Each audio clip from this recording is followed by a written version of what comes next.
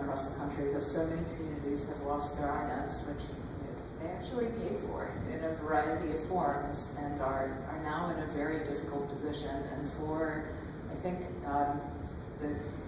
frankly, many of the cable companies now see communities rather than as partners. They see them as potential customers over that fiber that the community paid for. And it's very hard, for those of you who are CIOs, you know how difficult it is going from having fiber that you liked and provide service to your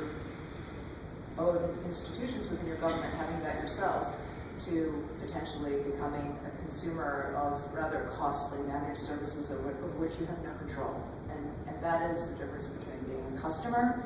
and owning and controlling your own fiber. But what this really represents, and it is a huge challenge and an unfortunate one, for those of you who face this, as you look at it and as you look at the numbers of what the cable company may be offering you for managed services to replace your existing fiber INET or an existing service agreement,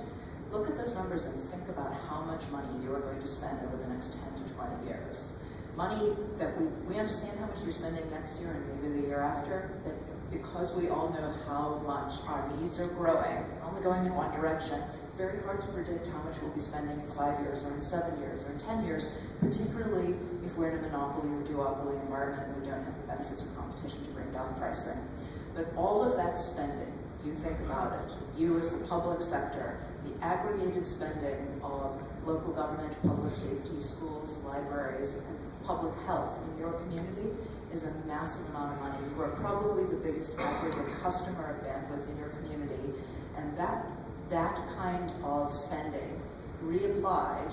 to build fiber to serve all of those institutions that you own, you control, and you are not beholden to anyone on, and you can provide service over, not only probably is going to have a relatively short payback period relative to buying services from a company that can charge you almost anything it wants, but it can also then serve as the basis of a community network along the lines of what I described in Urbana and Champaign, that they built the fiber to serve their government institutions and their other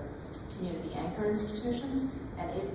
the business model worked just based on that. But at the same time, they designed it because they controlled it and nobody else had authority over it. They could design it to serve as a platform for a build-out of something that would meet the broader needs of the community over time. And that doesn't all have to happen in year one. It can be a long-term proposition, but looking at your current spending and thinking about how you can start meeting your own needs with your own fiber is a really good, low-risk starting point to building a long-term strategy.